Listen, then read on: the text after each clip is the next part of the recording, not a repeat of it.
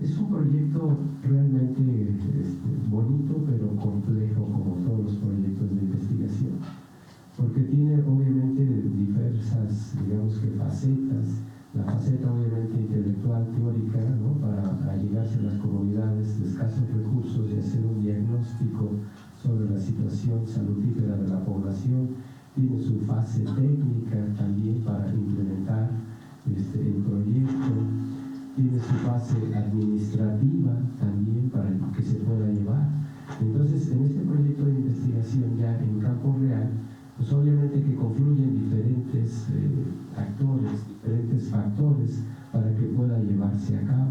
Este proyecto tiene un objetivo que es el de investigar e incidir para la mejora de las condiciones de alimentación y de salud integral de los niños en las escuelas de educación básica. Entonces, fíjense ustedes lo importante de este objetivo, ¿no? Incidir para mejorar las condiciones de alimentación, que es una parte esencialmente básica para el proceso de desarrollo, evidentemente, de los niños y de los jóvenes, ¿no? Y buscar un enfoque integral de la salud. El proyecto consta de 3 etapas, como se los acabo de comentar brevemente.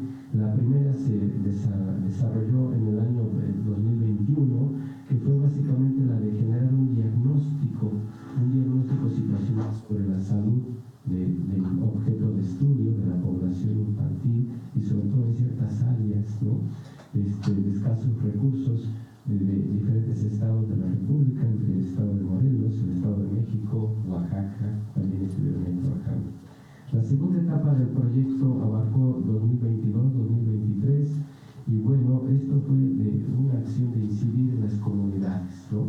En sus hábitos salutíferos que tienen, sus hábitos de higiene, su identidad cultural, su forma de ser en la comunidad. La tercera etapa va del 2024 al 2026 y ya va a buscar replicar las actividades en otras escuelas, difundir lo encontrado, el conocimiento adquirido, la experiencia que se obtiene, aplicarla para mejorar la situación en otras escuelas. De suyo el proyecto, evidentemente, que es ambicioso, pero es obviamente muy noble por el objetivo que se está persiguiendo, ¿no? Quiero decirles que el IPN, para que ustedes también se enteren, a través de la Escuela Nacional de Medicina y Homeopatía, fungimos como responsables administrativos del proyecto. La parte técnica del proyecto la lleva a cabo el doctor Francisco Lozano, que está aquí a mi izquierda. Su servidor, como representante directivo de la escuela, pues llevo la parte administrativa. Y en ese aspecto a mí me corresponde, evidentemente, pues, el proyecto tiene un presupuesto, entonces nos corresponde estar obviamente haciendo transferencia de recursos, estando checando que los pagos se lleven bien, las facturas, las notas, todo lo que se pueda comprar, apoyar en esa parte logística a los investigadores, ¿no? Y en la parte jurídica está el doctor José Ladio Solís Delgado, no está ahorita con nosotros, pero él está en la parte jurídica. ¿Qué otras instituciones participan en el proyecto que les acabo de comentar?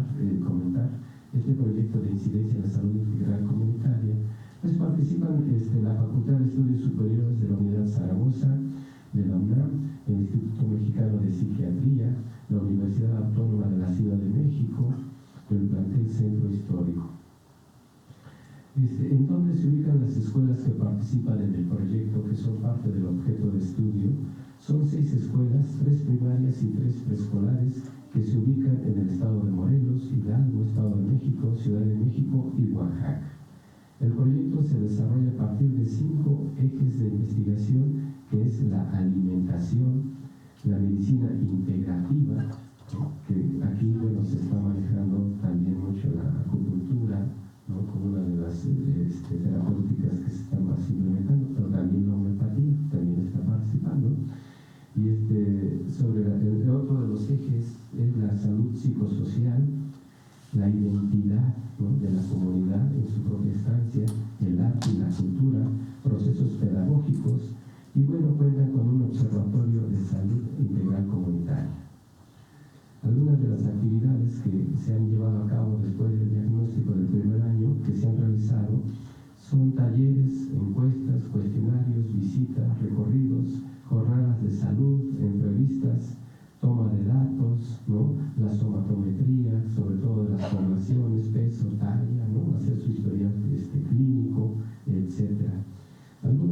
logros que al menos es lo que yo tengo, pero ahorita nos pueden abordar un poquito más en esto. Evidentemente se ha incidido considerablemente en los hábitos alimenticios, en los hábitos higiénicos, en la identidad cultural, ¿no? Aumento del involucramiento de la familia en los procesos educativos de la alimentación, la nutrición, etc. Y acceso de la comunidad escolar a la atención preventiva y de diagnóstico. Se ha despertado una mayor conciencia por lo que es la salud de la población, la salud del individuo, no desde un enfoque medicamentoso, sino desde un enfoque más integral.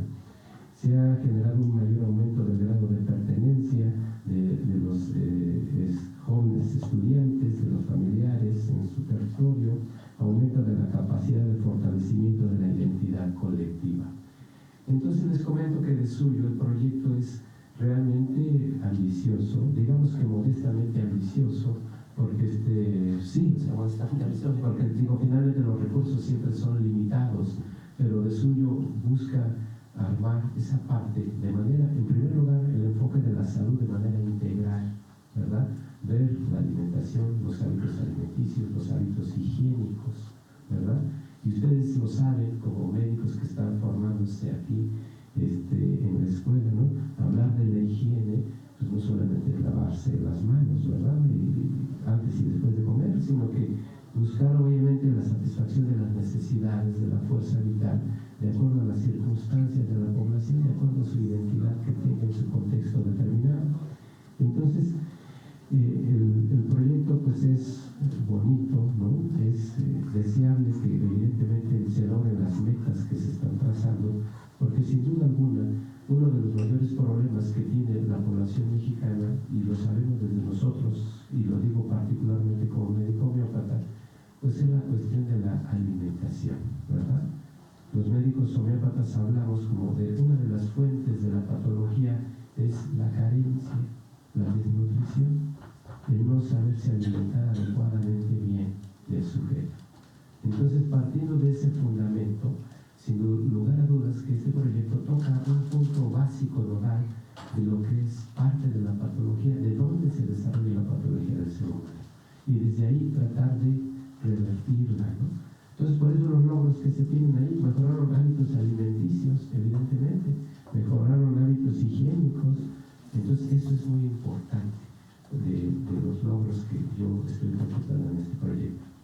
Pero bueno, no quiero alargarme más. Ahorita quiero disfrutar también lo que nos van a decir nuestros ponentes que están aquí, para que nosotros veamos lo que se ha llevado a cabo en el marco de este proyecto de investigación de incidencia en salud integral comunitaria. Entonces, reiteradamente les comento, bienvenidos, y bueno, escuchemos a nuestros ponentes. Gracias. Entonces, no sé quién me continúe la doctora. A ver.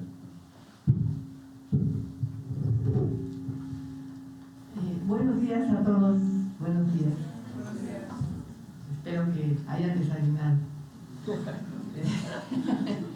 Bueno, me da mucho gusto estar en esta escuela de medicina y homeopatía del Honorable Instituto Politécnico Nacional, ¿no? Es muy importante el reconocimiento de este espacio. Mi nombre es, como ya dijeron, me presentaron, Juanita Ochoa, y soy profesora de la carrera de promoción de la salud de la Universidad Autónoma de la Ciudad de México. Siento que ambas carreras, la de médico homeópata y la de promoción de la salud, coinciden en sus dimensiones humanísticas y sociales. Me da mucho gusto encontrar que tienen como director al maestro Marco Antonio Martínez, una persona conocedora de las ciencias sociales. ¿Sí sabían? Sí, ¿saben que él es economista? Bueno, él es un conocedor de las ciencias sociales y también especialista en las ciencias de la salud. Entonces, esto es importante porque ha podido dar cuenta un enfoque científico y humanístico en esta escuela. Creo que eso es poco convencional, ¿no? Y esto es precisamente uno de los retos que tenemos nosotros como profesionales de la salud, que también tengamos esa dimensión social muy clara y que no perdamos ese espíritu humanista. libro que se titula El principio esperanza. ¿No les han platicado de ese libro aquí en la facultad? ¿No? Bueno, ese libro es de un autor, un filósofo alemán llamado Ernst Bloch, y en uno de sus capítulos se titula Utopías médicas. Ojalá ustedes lo puedan leer a lo largo de su carrera.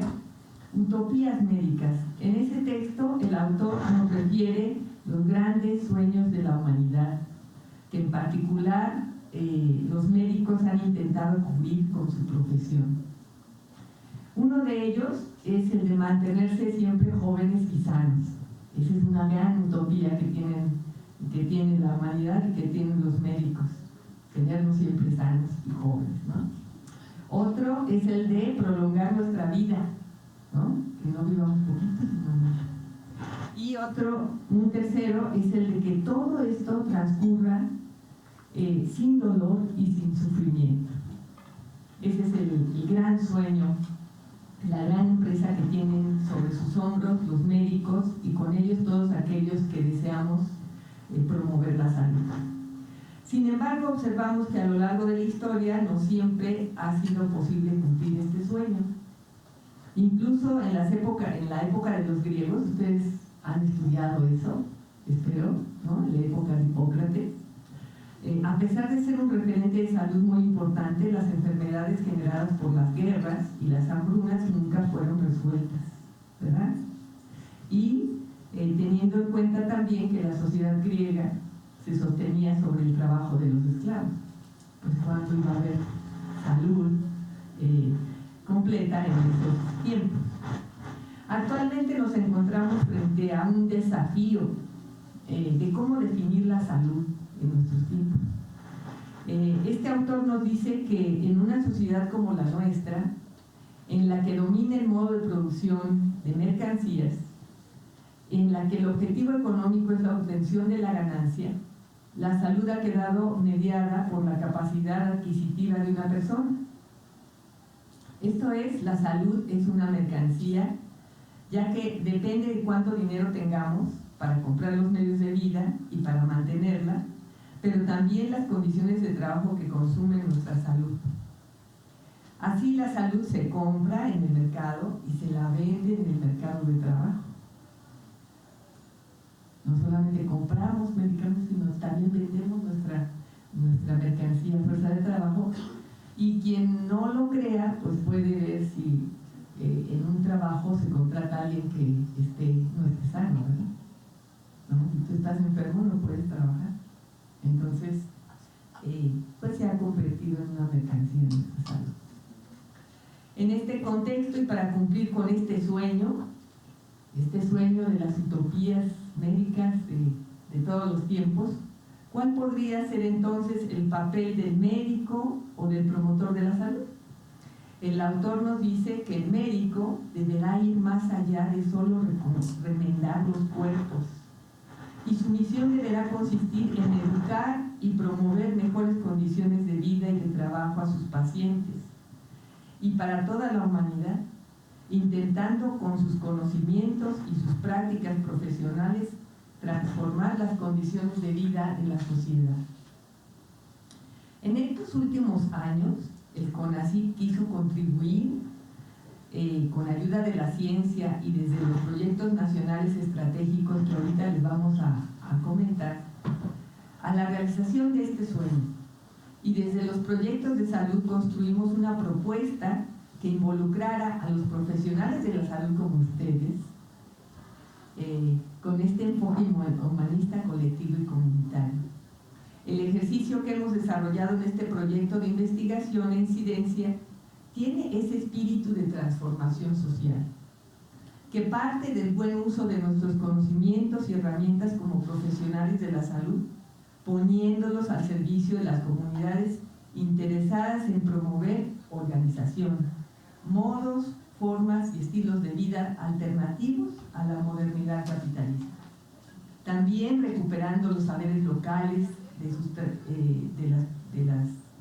las comunidades, sus tradiciones, el conocimiento de sus plantas medicinales y las formas de atender su salud. Esperamos, para finalizar, que este ejercicio que nosotros realizamos como equipo de investigación puede inspirar a los médicos de estas y otras escuelas y sea posible que dentro de sus planes y programas de estudio las universidades puedan conectar directamente con colectivos sociales deseosos de aprender y promover, manteniendo la salud sin recurrir solamente al mercado de esta. La homeopatía y la medicina tradicional china son grandes ciencias médicas de gran alcance y pueden ser accesibles a todos.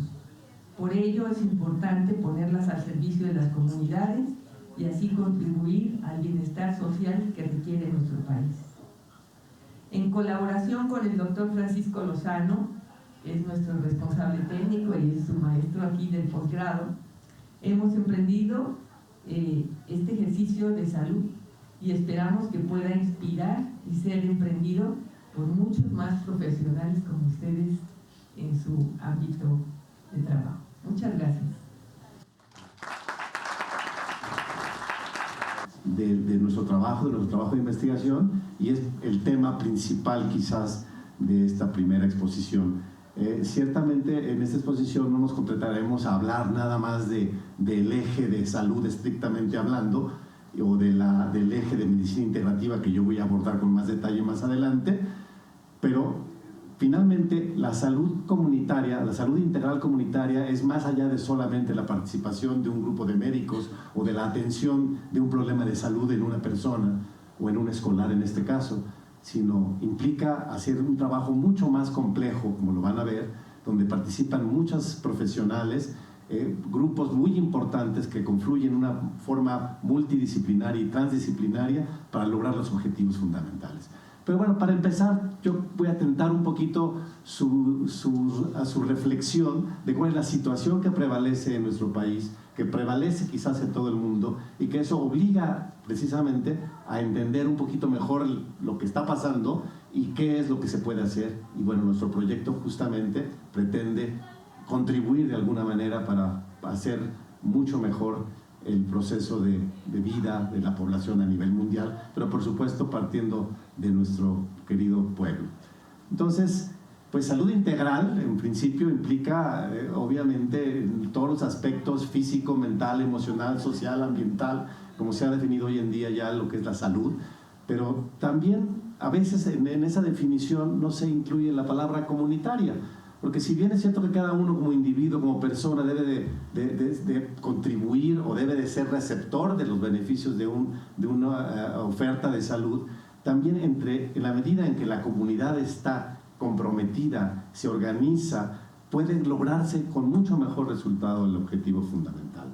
Entonces, creo que de ahí parte nuestro proyecto, por eso es que se llama Salud Integral Comunitaria, una parte importante, y aquí empezaré yo a nuevamente sensibilizarlos en cuanto a los elementos que nos van a llevar a desarrollar este proyecto junto con las instituciones que ya hemos mencionado.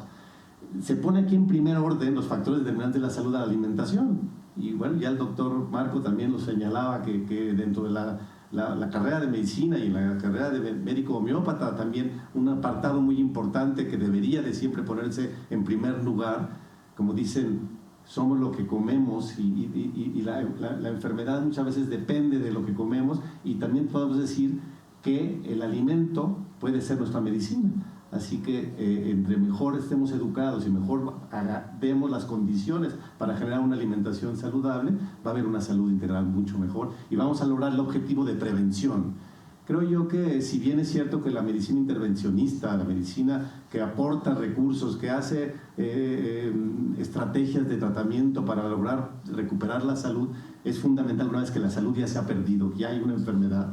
Es importante la participación y se generan todos los elementos y todos los recursos, hospitales, médicos, que puedan aportar sus conocimientos y su experiencia en este terreno, pero es mucho mejor hacer medicina preventiva y con eso pues vamos a lograr que todos los demás elementos que se ponen en juego en la salud funcionen mejor si tenemos medidas de prevención, y una de las medidas de prevención por supuesto será proveer de condiciones desde las etapas iniciales de la vida, proveer condiciones de un ambiente sano, y proveer condiciones para una alimentación sana también, ¿no?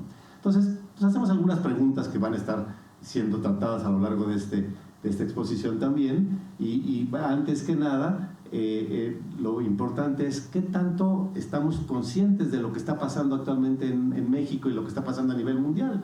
Entonces, qué tanto enfermedades como la obesidad, el sobrepeso, la diabetes y otras que le llamamos enfermedades no transmisibles están afectando globalmente y están siendo el resultado de un deterioro completo y gradual si no se toman medidas a tiempo.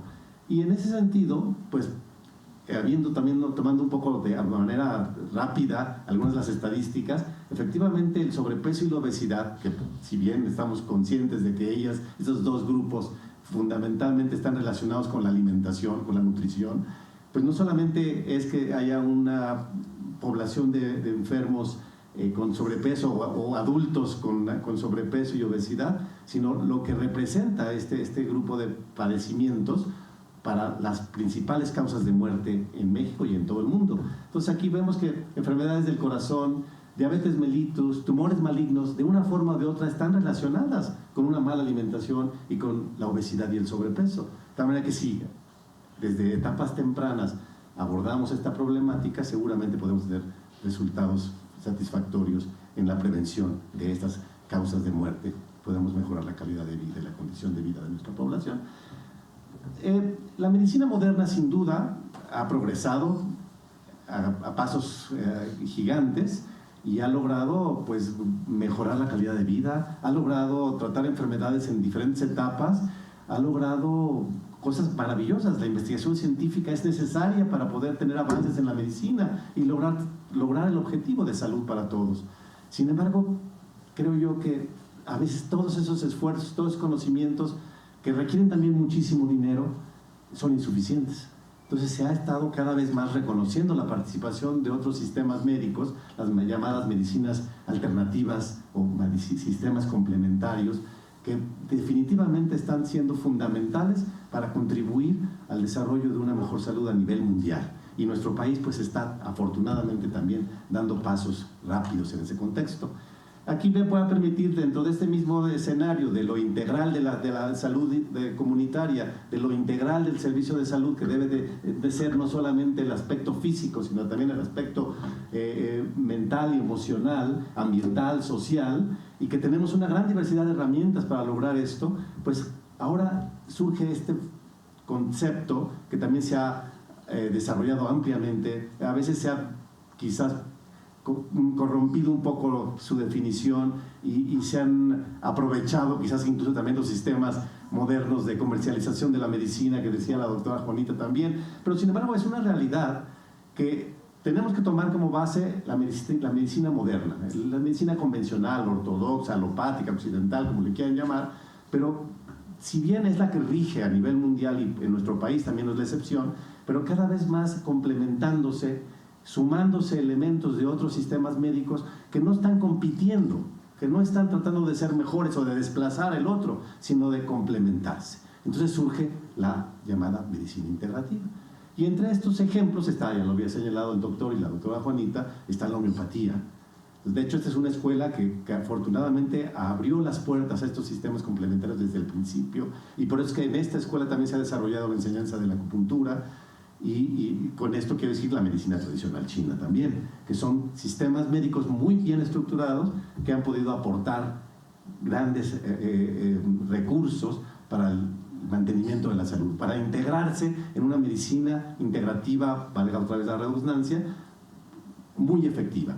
Yo, desde el momento que somos médicos y estudiamos un segunda sistema médico como la homeopatía o la acupuntura o la medicina china, ya estamos haciendo medicina integrativa.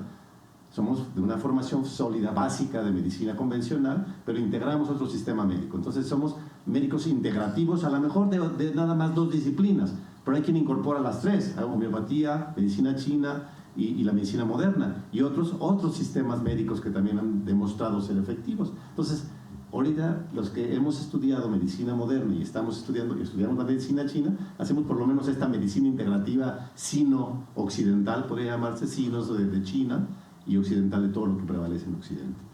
Entonces, nuevamente haciendo énfasis en este aspecto de la medicina preventiva y la medicina integrativa, surge justamente la necesidad de crear un proyecto como el que estamos trabajando actualmente.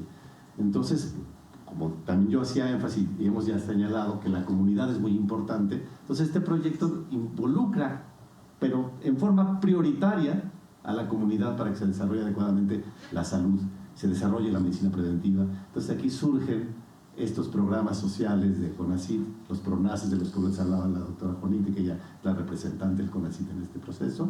Y bueno, ahora le voy a ceder la palabra a la doctora Mercedes Campiglia, que ella nos va a presentar el proyecto en su totalidad.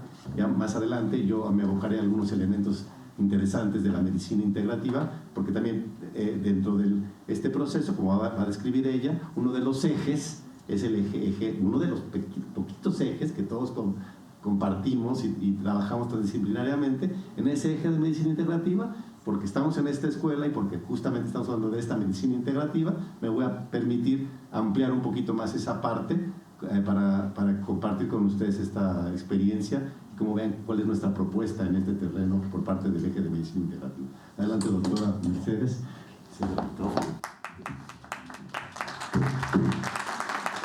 Bueno, muchas gracias por la invitación.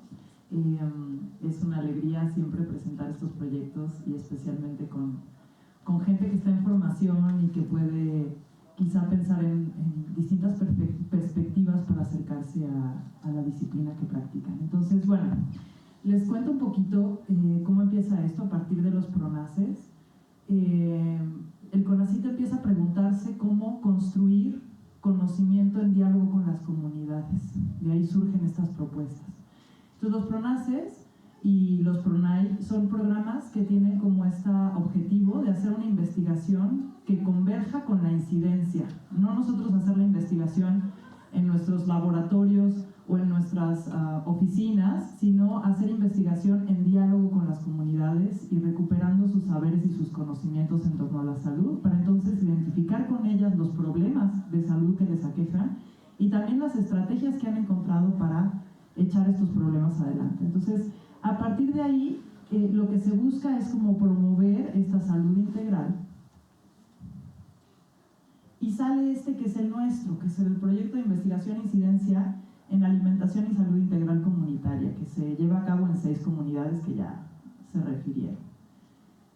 Lo que encontramos es que hay un contexto de deterioro de la salud. Así como estamos proponiendo una propuesta integral, es porque para atender problemas complejos necesitamos diseñar estrategias complejas.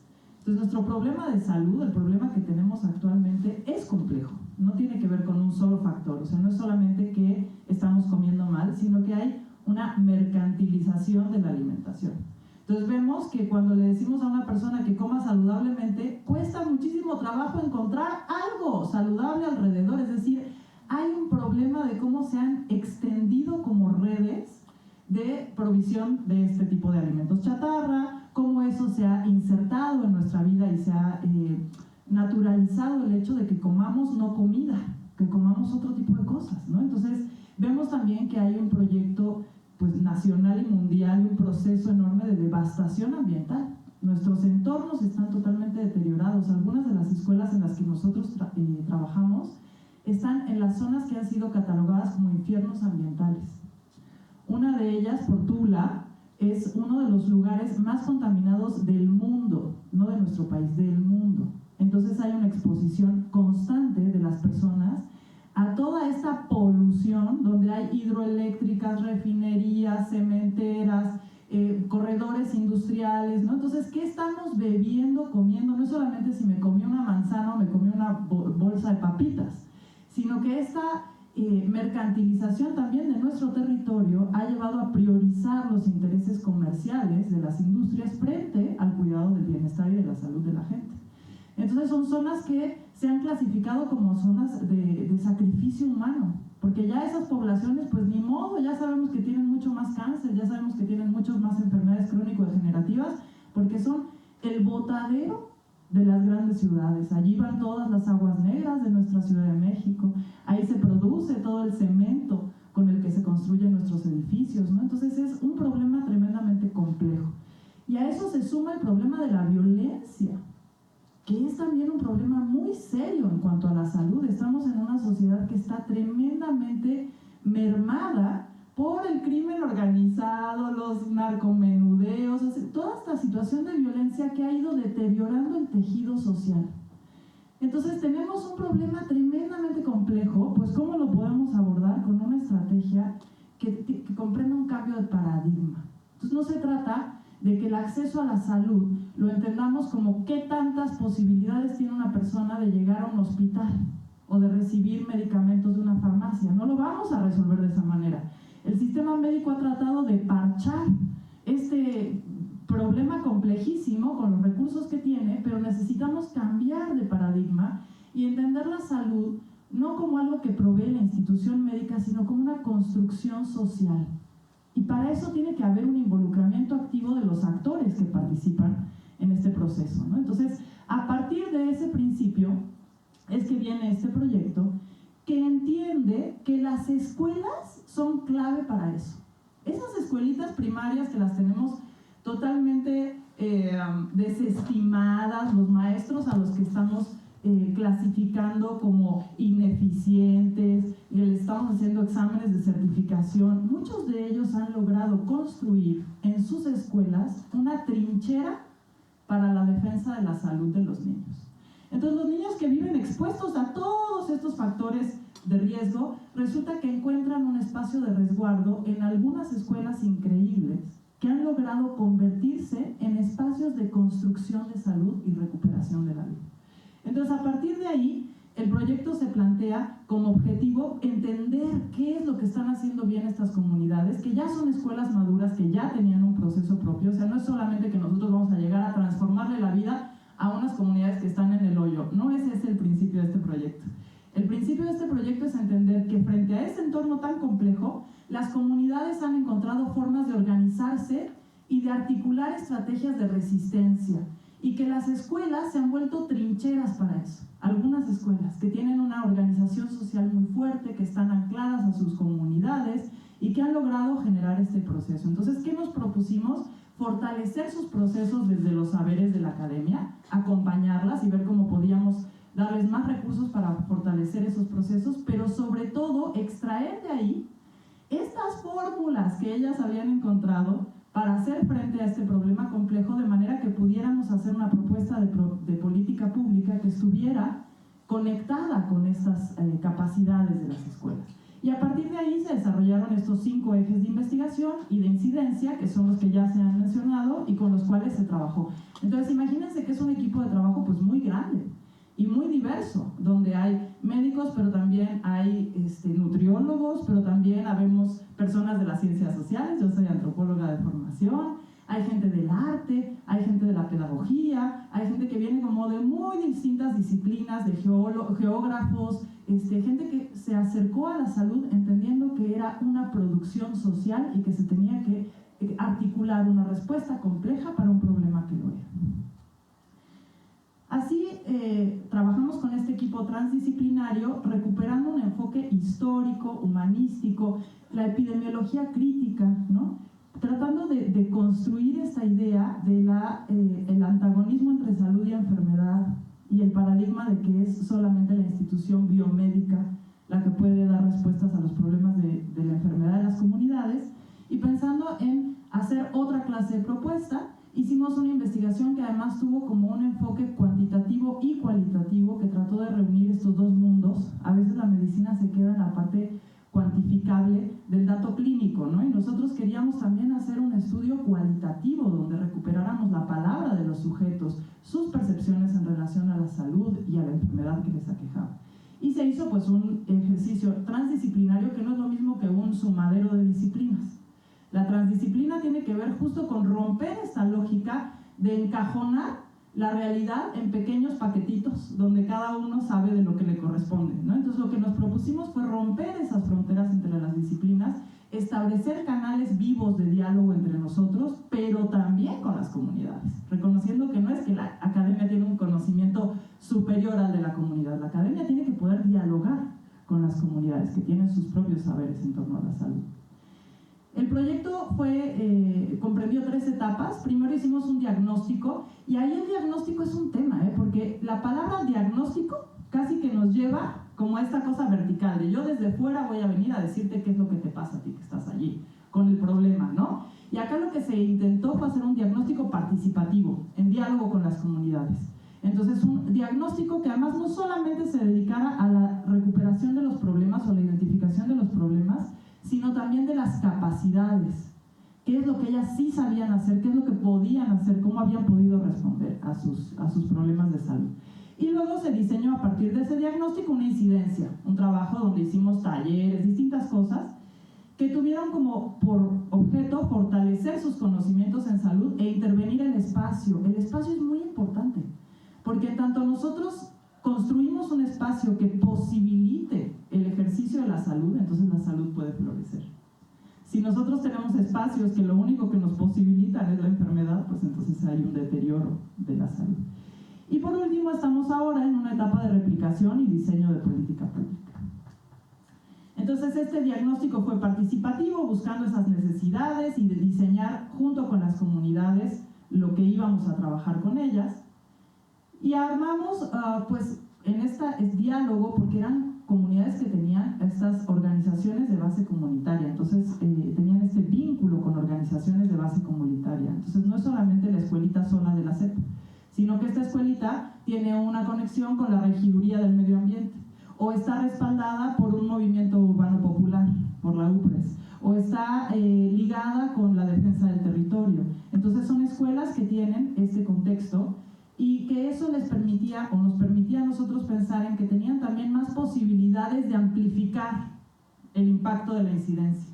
Que si nosotros trabajábamos en una escuela que tenía estas características, pues eso que hacíamos podía ramificarse y tener un mucho mayor alcance, porque son escuelas que tienen mucha fuerza en su vínculo con lo comunitario.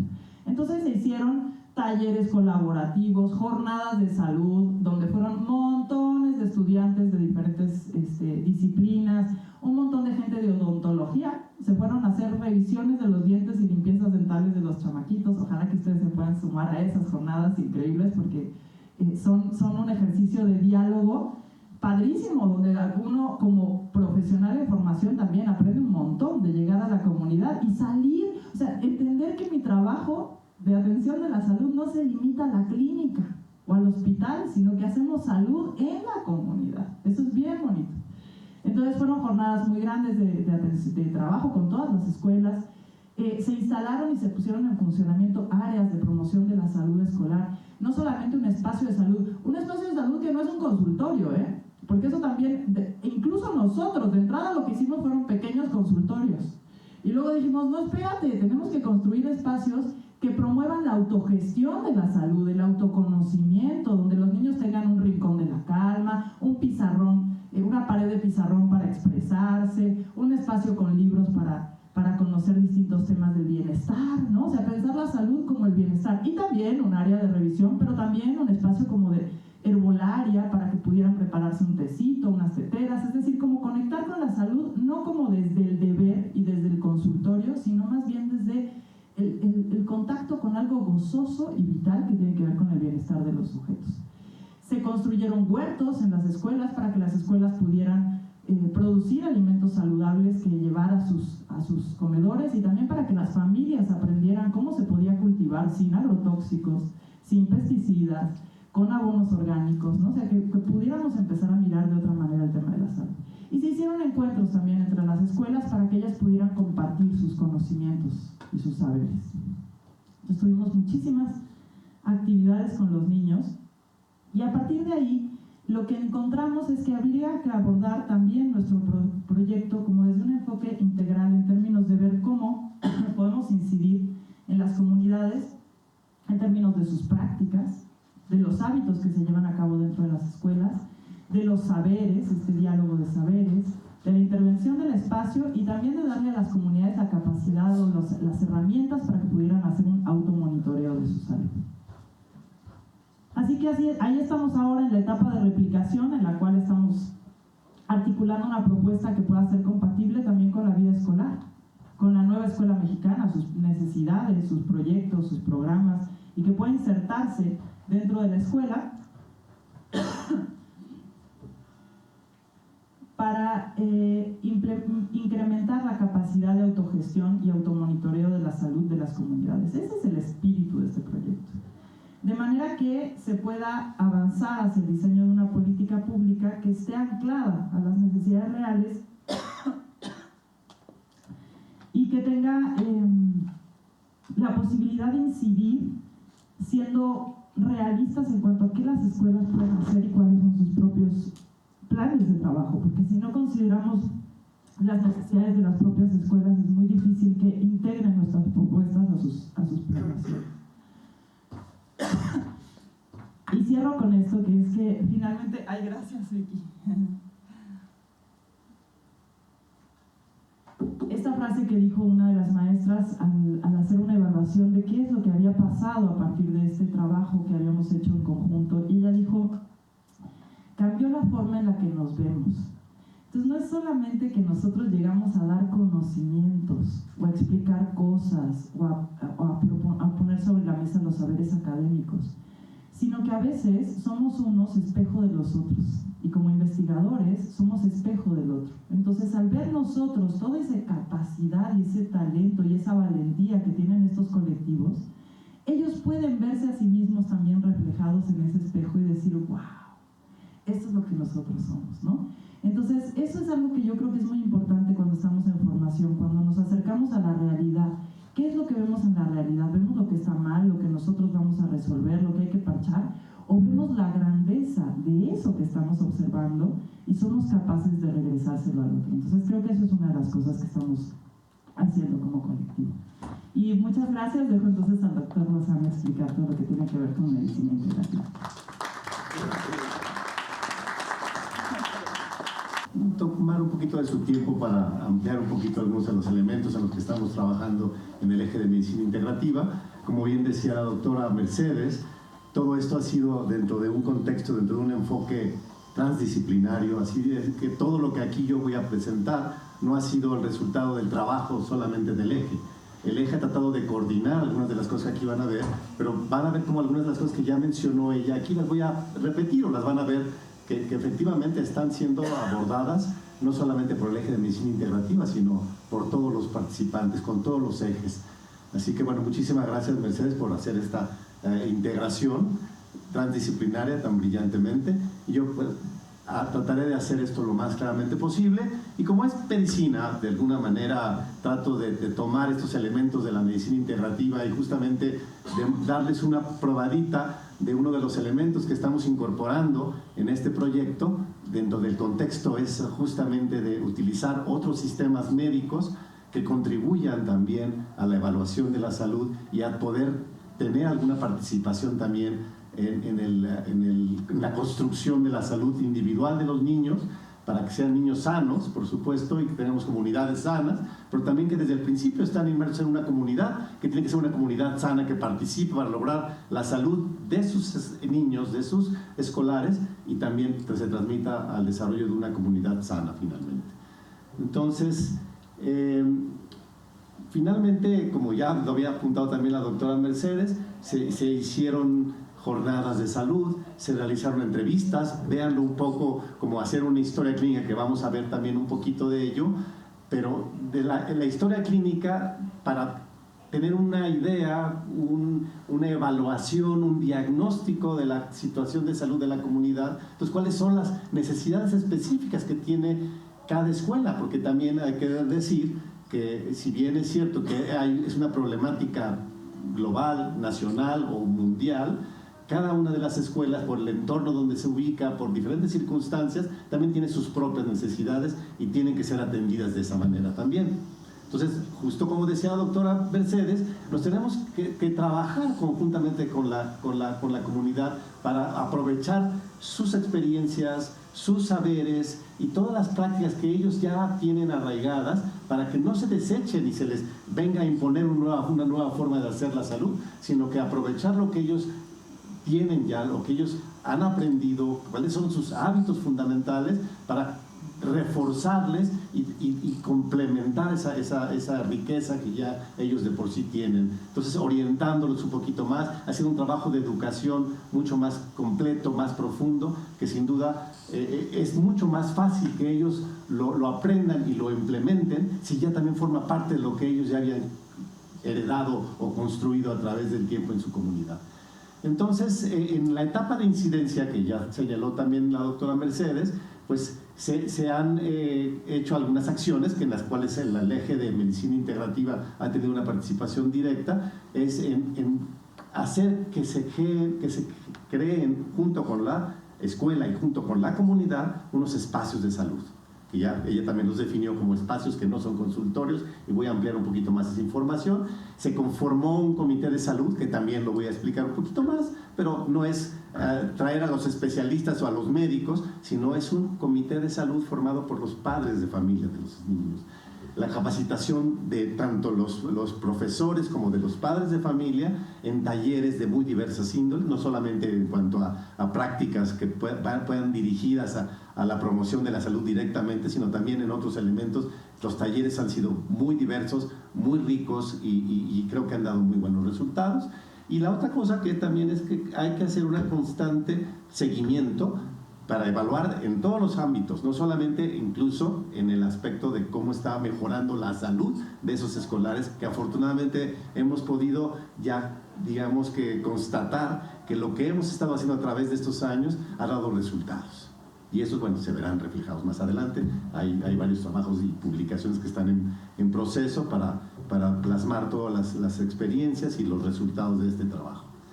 Entonces, los espacios de salud es un espacio que no es un consultorio, pero es donde se capacitaron ya previamente algunos promotores de salud, que es también, como decía la doctora Juanita, una profesión y una función muy importante en la comunidad para lograr la salud. Y bueno, aquí en los espacios de salud están, digamos que atendidos, vigilados, coordinados por una promotora de salud, un promotor de salud que ya fue previamente o ha estado siendo constantemente capacitado para realizar mejor su función. Entonces, a través de este espacio de salud, como bien lo decía también Mercedes, se busca generar un espacio vital, un espacio de gozo, como dijiste, que me encanta. Definitivamente no es ir a sentarse a ver si el médico te dice qué enfermedad tienes, sino que es un espacio donde puedes también, el escolar puede ir a descansar, a despejar algunas cosas, ¿por qué no? Tiene problemas en su casa, en la familia, en la escuela, y bueno, de ahí de alguna manera se le proporcionan elementos para que se relaje y después regrese mejor a sus aulas, a realizar mucho mejor su aprendizaje. Entonces, pues este espacio de salud es muy rico, más allá de un espacio de una clínica, de un consultorio, de un centro de salud. Es ese espacio que permite las herramientas para lograr ese beneficio en salud, en tranquilidad, en gozo, en bienestar. Ciertamente se hacen algunas prácticas que también pueden después derivar en que se identifiquen alguna problemática y que se oriente hacia ir a un servicio de salud más especializado. De aquí también surge la posibilidad de enviar a un niño a un hospital o a una consulta médica especializada. No es la función de nosotros ni de la escuela dar una atención médica directamente.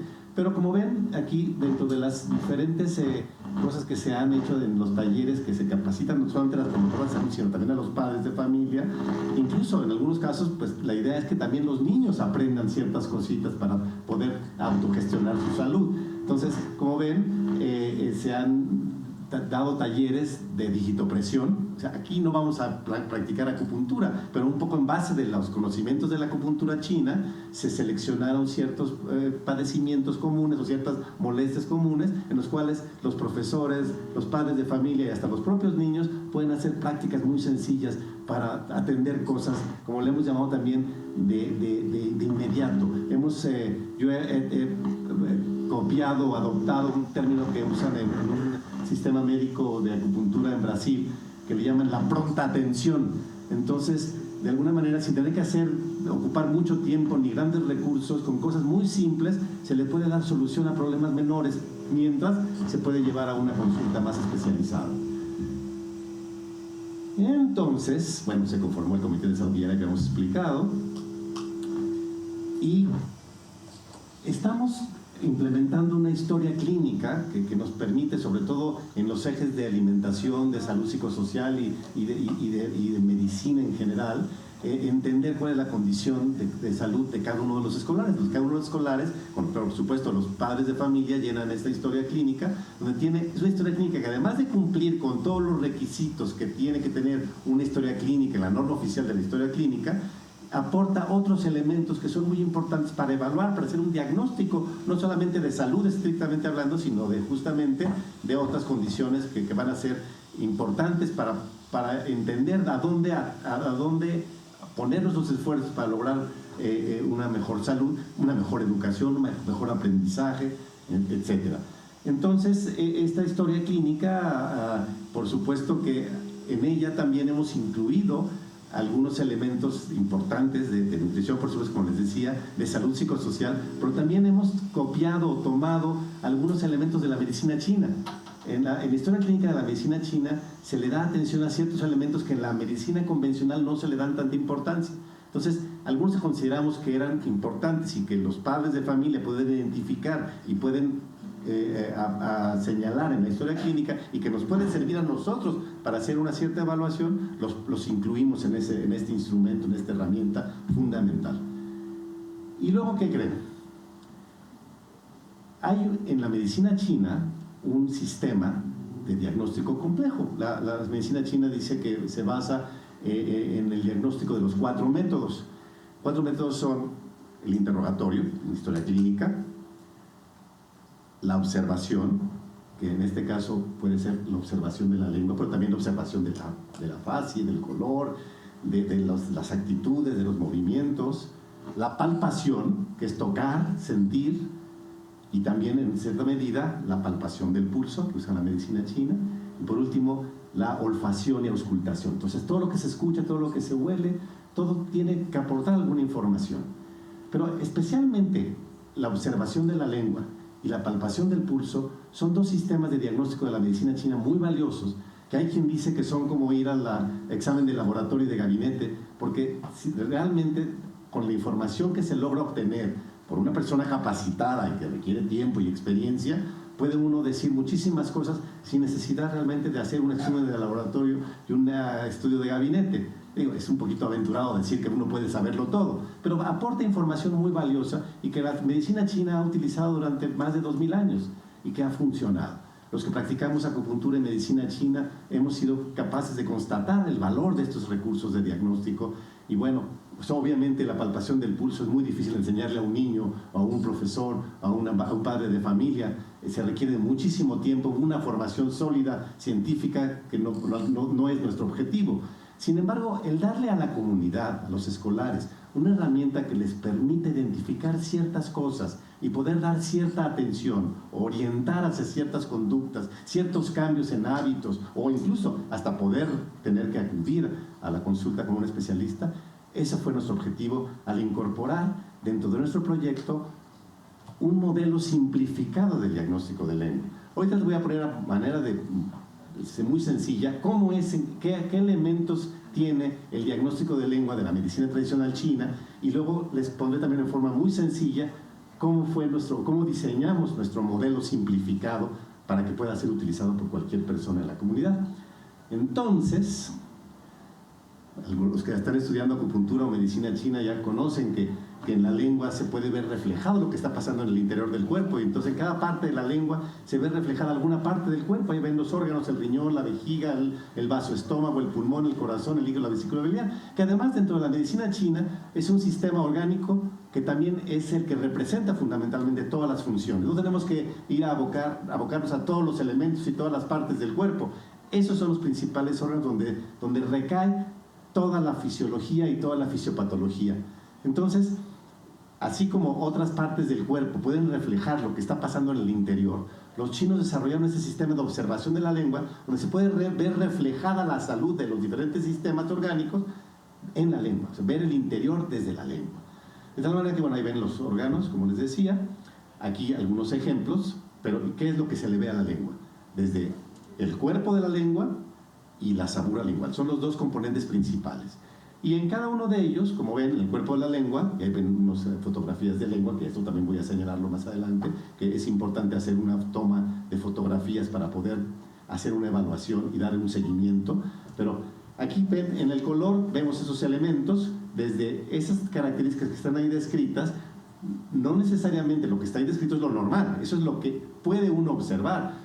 El color rosado es el normal, pero un color pálido ya refleja una deficiencia de sangre. Un color oscuro o opaco refleja un estancamiento sanguíneo o violáceo también. En fin, y así dependiendo de cada una de las características que puede uno encontrar en una lengua, puede uno decir si hay o no hay un problema y en dónde es el problema, cuál es la naturaleza del problema, si hay frío, si hay calor, si hay humedad, si hay estancamiento, en qué órganos principalmente está ese problema. Entonces, la lengua es un espejo de lo que está pasando dentro. Entonces, claro, para poder lograr un conocimiento mucho más profundo de qué padecimientos, qué síndromes, qué procesos fisiopatológicos se llevan a cabo, hay que estudiar mucho más toda la teoría básica de la medicina china y estudiar en mucho mayor detalle los elementos del diagnóstico de lengua. Pero nosotros, tomando estos recursos, que la verdad de la cosa es que son bastante objetivos, porque los podemos ver, nada más hay que repetir y repetir y repetir y ver muchas lenguas para saber cuál es lo normal y cuál es lo anormal. ¿Qué es lo que tengo que identificar en una lengua para saber que tiene un valor o no tiene valor en el diagnóstico? Entonces, por eso tenemos que primero tener estos elementos. Y en función de estos elementos, en cuanto a la sabura lingual, vemos el color, el grosor, la textura y la lubricación. Entonces, dependiendo cómo estén, van a adquirir una importancia. Y nosotros en nuestro método simplificado le vamos a dar un puntaje, como van a ver más adelante.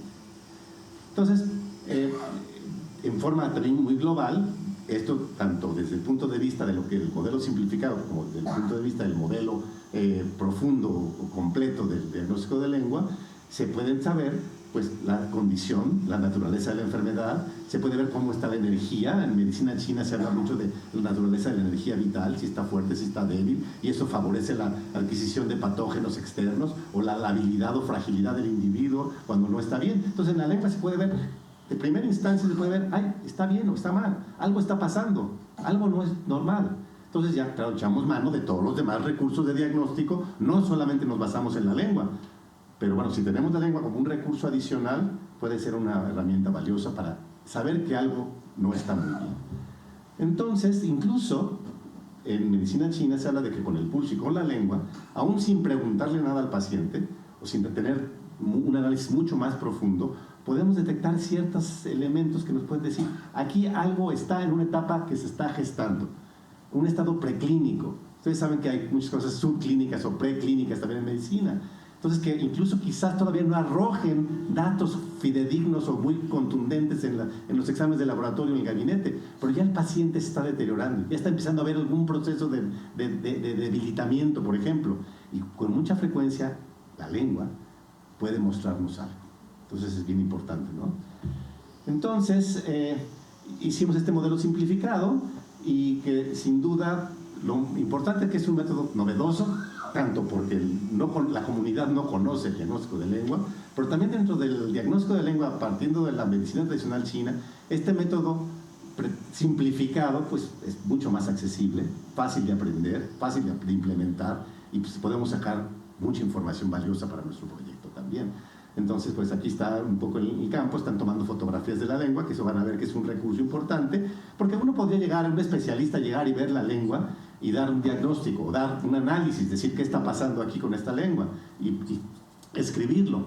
Pero qué mejor si tomamos una buena fotografía que nos refleja claramente y que además después esa fotografía puede ser evaluada por otros autores a destiempo, ¿no? Tengo dudas de esta lengua, profesor, véala. ¿Tiene algo? Ah, sí, aquí en la lengua yo veo esto. Hay que tomar otras lenguas posteriormente para ver qué evolución tuvo, porque sí, efectivamente se puede ver una evolución, y eso es lo importante de este diagnóstico de lengua y de tomar la fotografía que voy a mostrar más adelante. Entonces, como ven, de alguna manera, para simplificarlo y que cada quien pudiera hacer uso de este sistema, se evaluaron se hizo una lista de las principales características que se pueden observar, y a cada una de ellas se les da un valor. Las que son características normales tienen un valor de 0, las alteraciones leves tienen un valor de 1, y las que son más evidentes tienen un valor de 2. Entonces se hace una suma, y dependiendo de esa suma, se establece una categoría.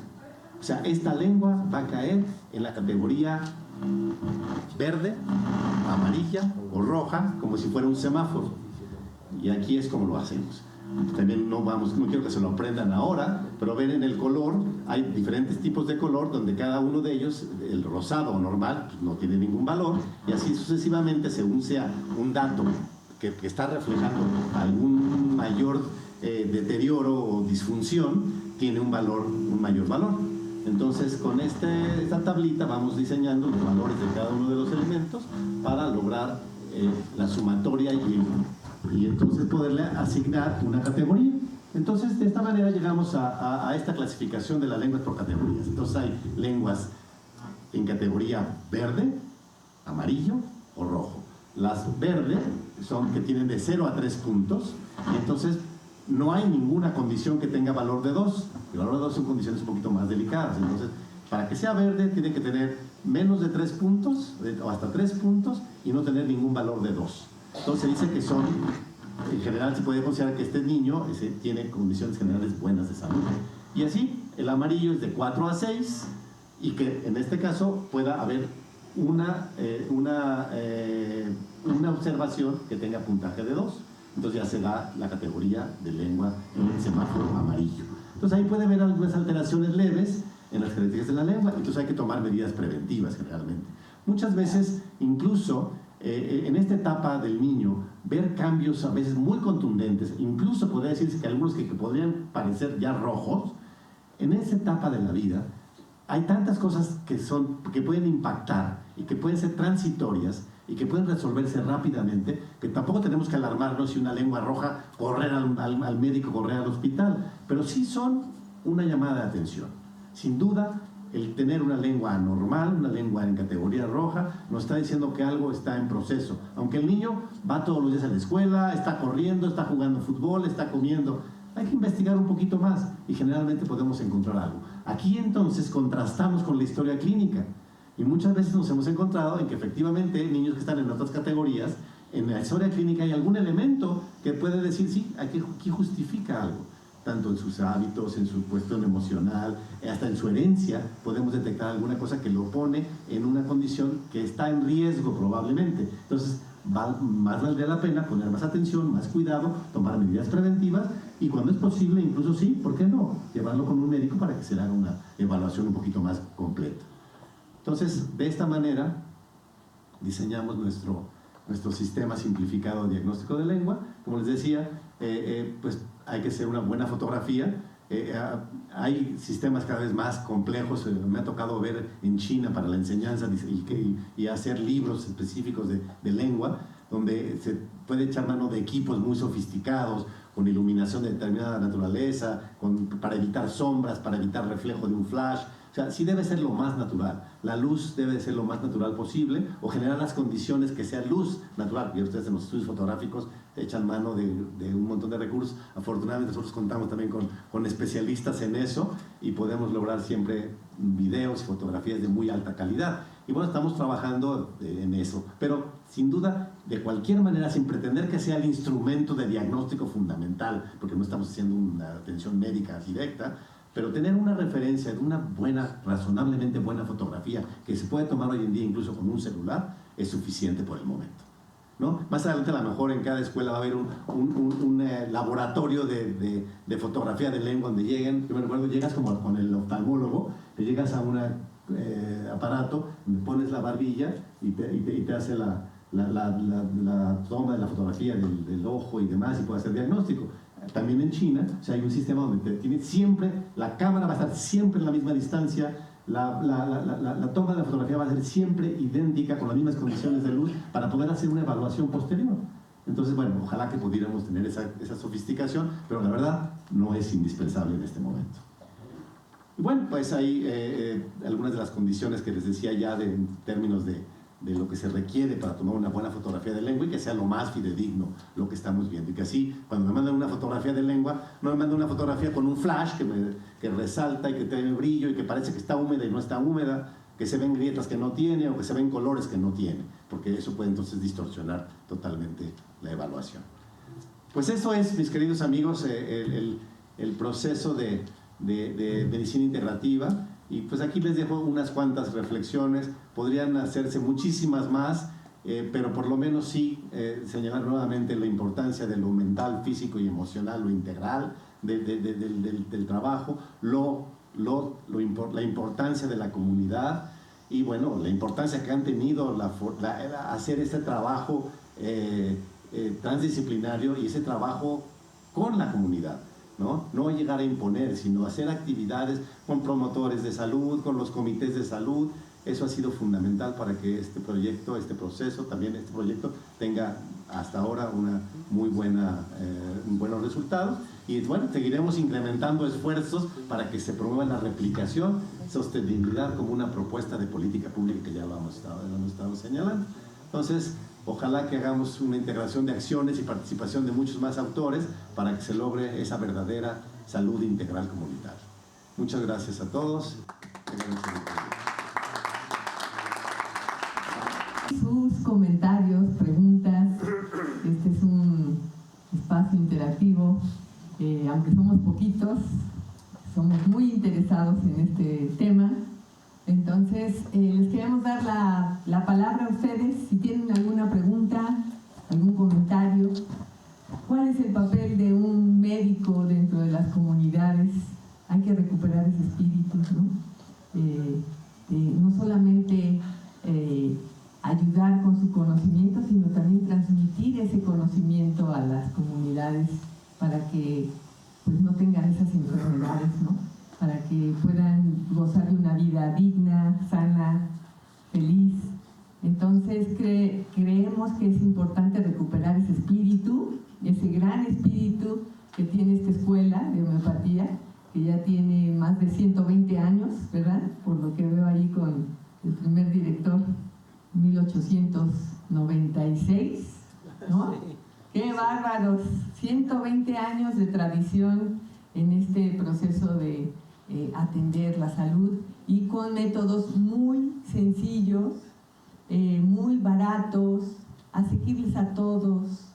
Eso es muy importante para el pueblo de México, contar con esta herramienta. Y ustedes están en la posibilidad, en la capacidad de poder desarrollar este proceso de transformación hacia la salud. Entonces yo creo que la homeopatía no ha sido suficientemente recuperada por la sociedad y creo que es importante posicionarse ustedes como médicos homeópatas o como estudiosos de las medicinas tradicionales en este ejercicio de la salud. ¿Cuánto no se habla acerca de la salud mundial, ¿no? De que salud para todos en el año 2000, ya pasaron 24 años y nada de salud. Agenda 2030, no vamos a llegar al 2030 con buena salud, si no es que nos activamos nosotros mismos. Entonces ustedes tienen una riqueza incalculable. Para eso esta universidad, esta escuela ha ido trabajando 120 años para formar gentes como ustedes. Entonces sí nos es muy importante su palabra. Entonces que a las comunidades se les está dando asesoría de homeopatía, por ejemplo. O tenemos una promotora de salud que es médica y es una médica salida de esta escuela de homeopatía, en una de ellas. Pero es una escuela rural y ahí nos encontramos a sus colegas, ¿no? Haciendo un trabajo importante para comunidades que tienen pocos recursos, y ustedes saben que la homeopatía es uno de los grandes recursos que pueden generar la salud en la población. Entonces, queremos oír su palabra, promotores de la salud, homeópatas. Sí, adelante. Es muy difícil concentrar todo eso, pero lo están logrando, entonces gracias por compartirlo. Es muy interesante ver cómo es bien recibido en las escuelas, en este caso con los pequeños, y que no nada más están impactando la vida de los padres, ¿no? Sino también ya de las futuras generaciones, que ellos a su vez van a ser el futuro de este proyecto, ¿no? Entonces, pues Es muy interesante este proyecto, está muy bien consolidado y esperemos que pues la política que están proponiendo, que están armando, pues sea bien aceptada por nuestro gobierno y sea no solamente ya en las escuelas que ustedes están trabajando, sino pues a nivel nacional, ¿no? Entonces, pues muchas gracias por este proyecto que están haciendo.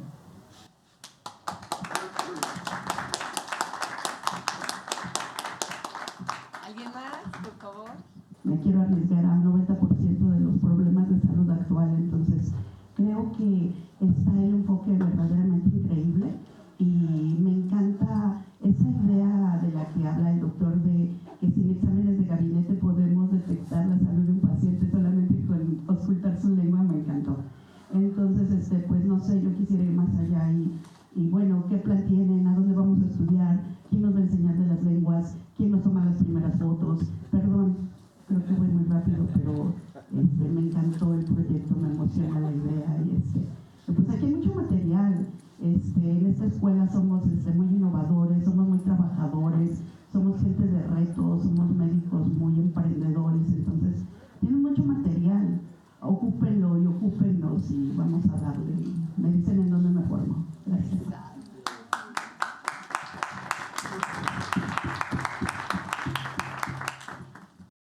La importancia de todos los órganos que tiene para poder hacer un diagnóstico. Entonces aquí viene en la página 399 la lengua, y son como 4 páginas sobre la lengua, ¿no?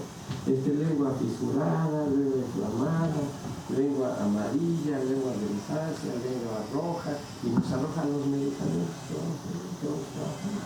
Porque sí, efectivamente, o sea, nos da un reflejo del funcionamiento fisiológico del cuerpo, ¿no? Entonces, lengua en los bordes roja, en la punta amarilla, verde, lengua seca, etcétera, etcétera. Entonces, digo, en el sentido de complementar lo que nos decía el doctor, ¿no? Y lo tenemos en nuestro repertorio de medicamentos homeopáticos. Entonces uno puede decir, ay, bueno, a lo mejor alguien a la ligera lo toma, bueno, en la lengua, ¿qué? No, sí, la lengua es algo importante, ¿verdad? Y que tenemos que considerar cuando hacemos un diagnóstico médico, ¿verdad? Un cuadro anémico, aquí viene lengua grisácea, lengua tiznada, lengua amarilla, o sea, y entonces nos ayuda, ¿no? Pues lo que nos comenta el doctor es una parte, ¿verdad?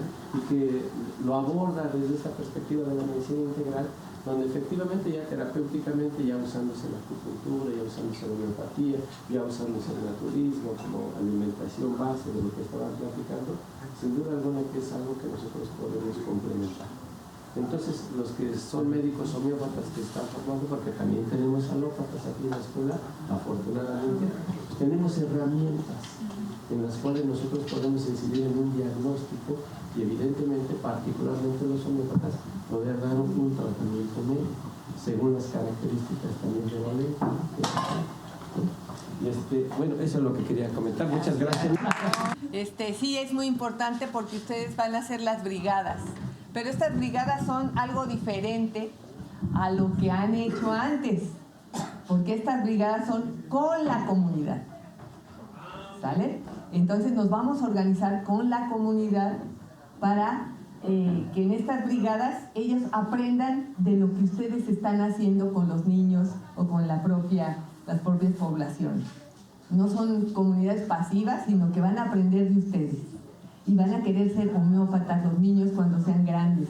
Y van a querer ser odontólogos porque están yendo también los de la FE Zaragoza a ver lo de la salud bucal. Y también van a querer ser promotores de la salud. Y también van a querer ser antropólogos. Y también de todo, ¿no? Tocar, cuando un universitario toca a un niño, cuando está en contacto con un niño, el niño inmediatamente su futuro se transforma.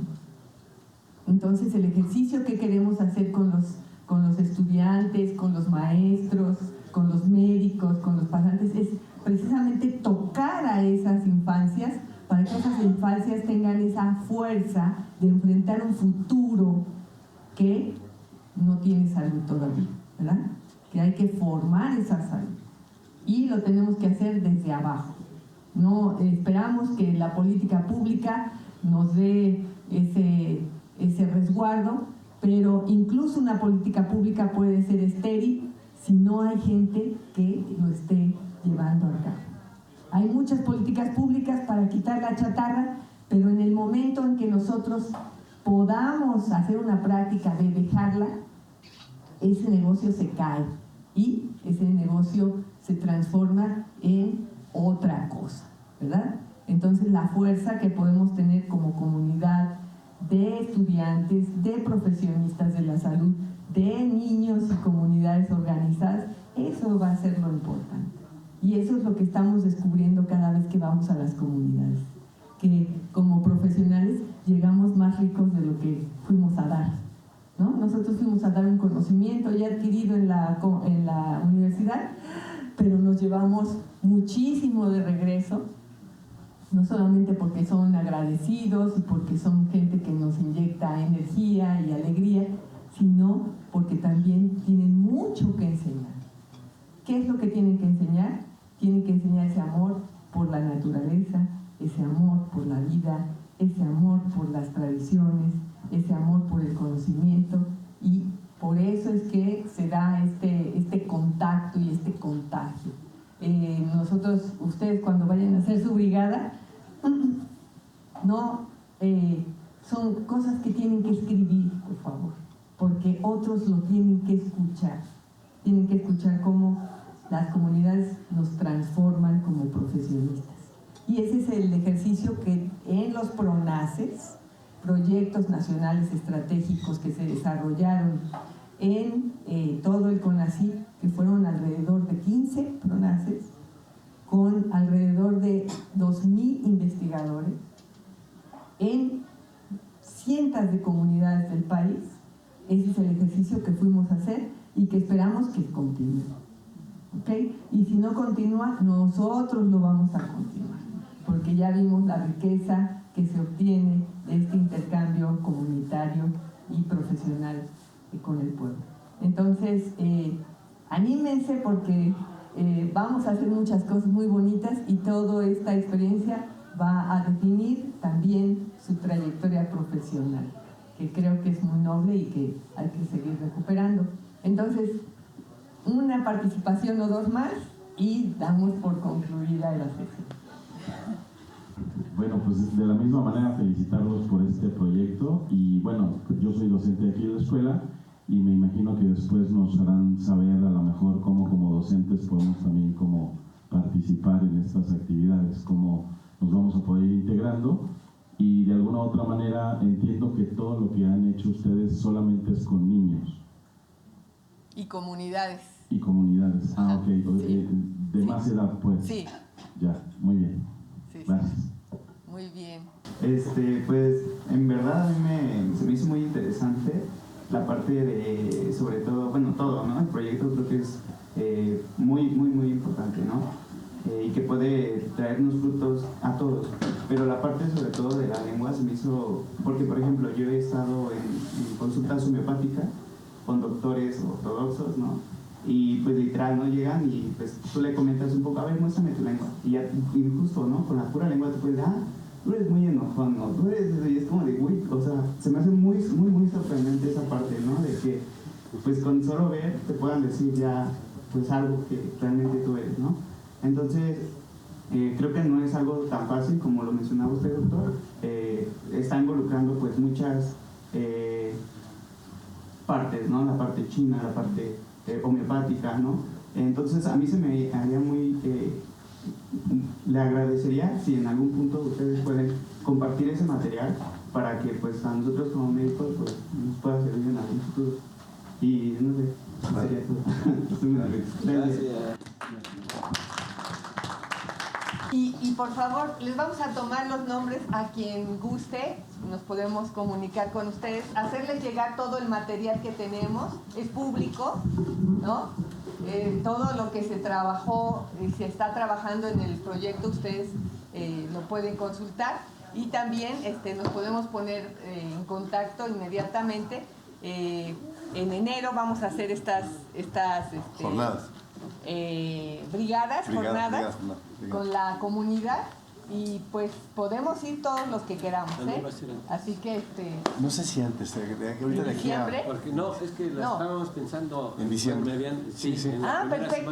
Entonces, más a nuestro favor, nos dan sus nombres, por favor, y nos ponemos de acuerdo para organizarnos con el doctor Marco.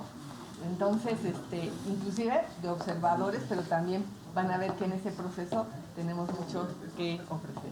Muchas gracias. Gracias.